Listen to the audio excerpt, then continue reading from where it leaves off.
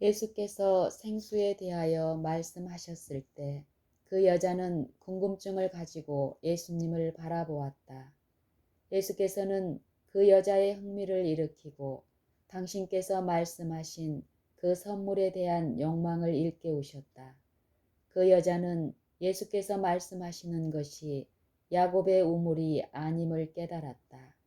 주여, 이런 물을 내게 주사 목마르지도 않고 또 여기 물 길러 오지도 않게 하옵소서 라고 그 여자가 말하였다.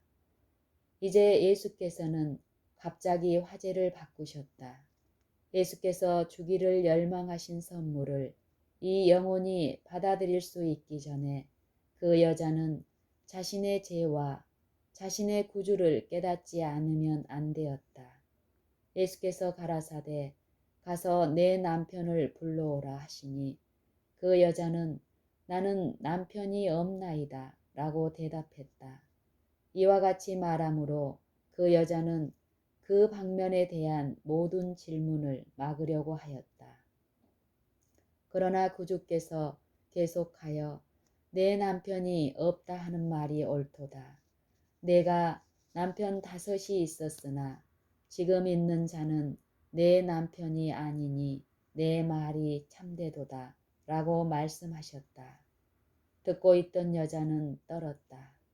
신비한 손이 그 여자가 살아온 역사의 페이지들을 넘기면서 그 여자가 영원히 숨겨두기를 바라던 사실을 눈앞에 전개시키고 있었다.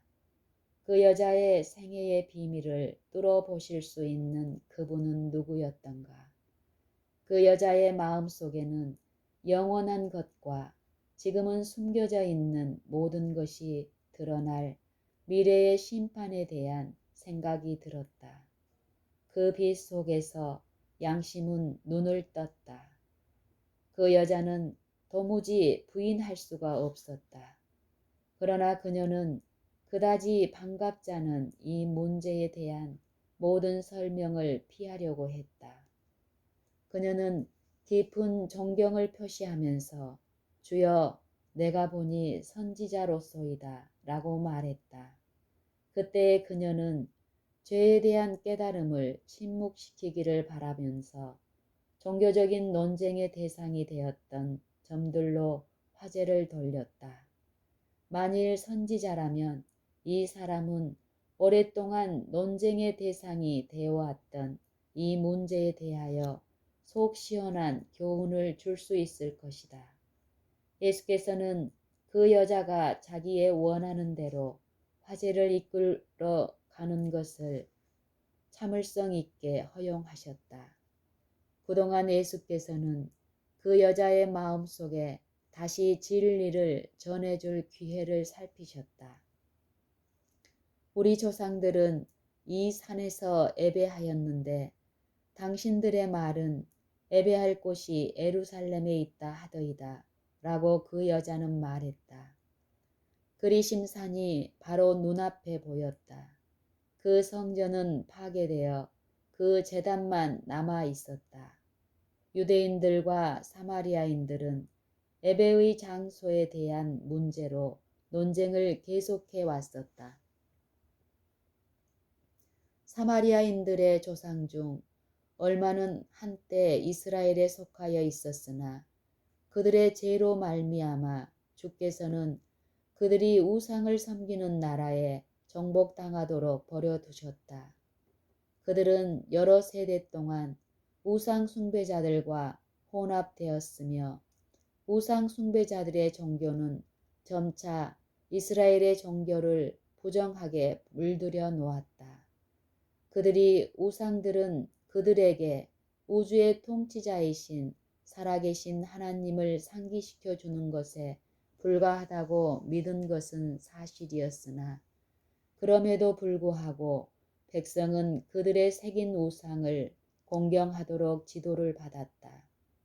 예루살렘의 성전이 에스라의 시대에 재건되었을 때 사마리아인들은 그 건축에 유대인들과 합류하기를 원했다.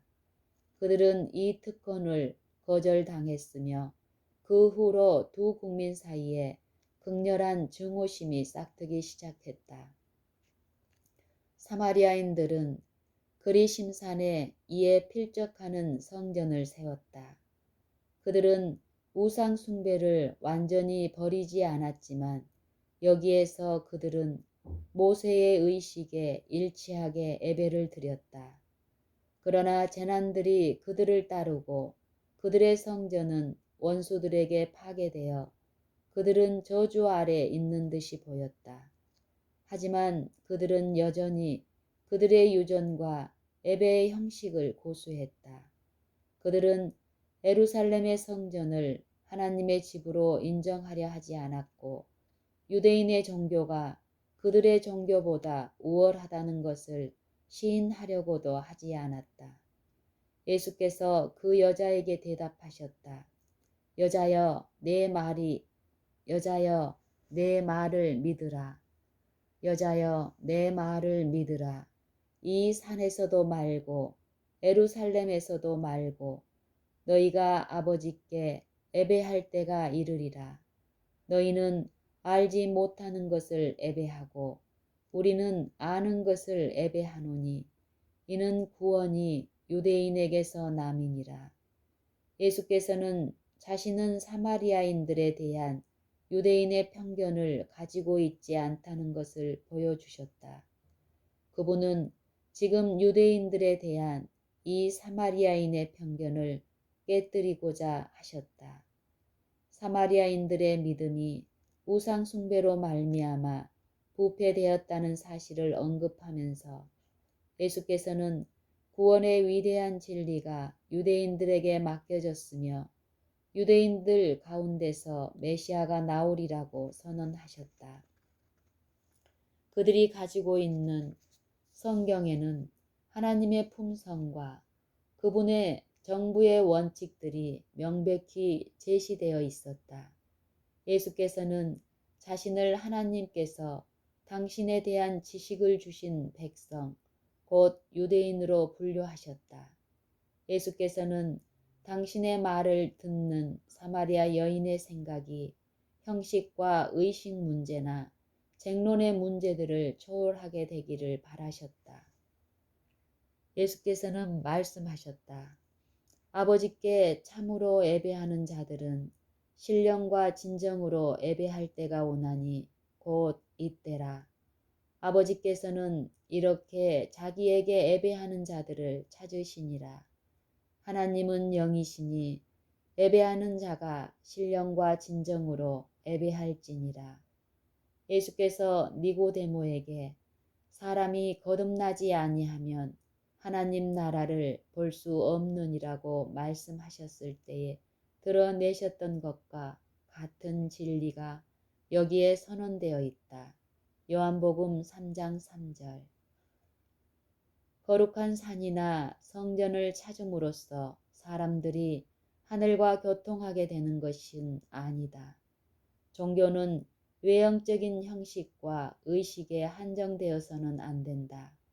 하나님께로부터 나오는 종교가 하나님께로 인도하는 유일한 종교이다. 우리는 그분을 올바로 섬기기 위하여 성령으로 거듭나야 한다. 이것이 마음을 정결하게 하고 정신을 새롭게 하여 우리에게 하나님을 알고 사랑하는 새로운 능력을 줄 것이다. 이것은 우리로 하나님의 모든 요구에 즐거이 순종하게 만들 것이다. 이것이 곧 참된 경배이다. 그것은 성령께서 역사하신 열매이다. 모든 신실한 기도는 성령에 의해 작성되며 이러한 기도는 하나님께 간합받을 수 있다. 어디서나 영혼이 하나님을 구하는 곳에는 성령의 역사가 나타나며 하나님께서 그 영혼에게 자신을 계시하실 것이다. 하나님께서 이러한 경배자들을 찾고 계신다. 하나님께서는 그들을 받아들여 당신의 아들과 딸로 삼으시기 위하여 기다리고 계신다. 그 여자는 예수님과 이야기할 때에 그분의 말씀에 감동을 받았다. 그 여자는 자기 백성의 제사장들이나 유대인들에게서 이러한 취지의 말씀을 들어본 적이 없었다. 자기 생활의 과거가 자기 앞에 펼쳐졌을 때 그 여자는 자신의 큰 부족을 깨닫게 되었다. 그 여자는 수가의 샘물로는 결코 만족할 수 없는 영혼의 갈증을 깨달았다. 자기가 이제까지 접촉하여 오던 어떤 것도 자기의 필요를 이와 같이 크게 깨닫게 해준 적이 없었다. 예수께서는 당신이 그 여자의 생애의 비밀을 통찰하셨다는 것을 그녀에게 확신시키셨다. 그럼에도 불구하고 그 여자는 예수가 자기를 불쌍히 여기고 사랑해주는 친구라고 느꼈다. 예수님의 임재의 순결이 그녀의 죄를 정죄하였으나 그분은 책망은 한마디도 하지 않고 영혼을 소생시킬 수 있는 당신의 은혜에 대하여 말씀하셨다.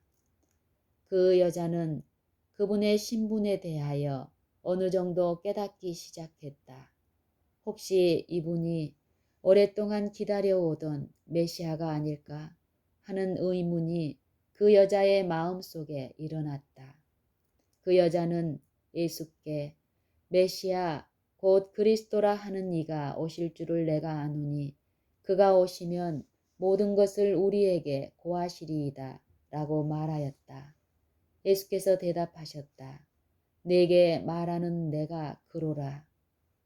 이 말을 듣고 그 여인의 마음속에는 믿음이 솟아올랐다. 그 여자는 하늘의 교사의 입에서 나온 그 놀라운 선언을 받아들였다. 이 여인의 마음은 깨달을 수 있는 상태에 놓여 있었다. 그녀는 가장 고상한 계시를 받아들일 준비가 되어 있었다. 그 이유는 그녀가 성경 말씀에 흥미를 느꼈으며 성령께서 더욱 많은 빛을 받도록 그녀의 마음을 준비시키고 계셨기 때문이었다. 그녀는 구약 성경에 내 하나님 여호와께서 너희 중 내 형제 중에서 나와 같은 선지자 하나를 너를 위하여 일으키시리니 너희는 그를 들을지니라. 신명기 18장 15절의 약속을 연구하였다. 그녀는 이 예언을 이해하기를 갈망하였다. 빛은 이미 그녀의 마음을 환히 비추고 있었다. 그리스도께서 모든 목마른 영혼에게 주시는 영적 생명인 생명수가 그녀의 마음속에서 솟아나기 시작하였다. 하나님의 영이 그녀에게 역사하고 계셨다.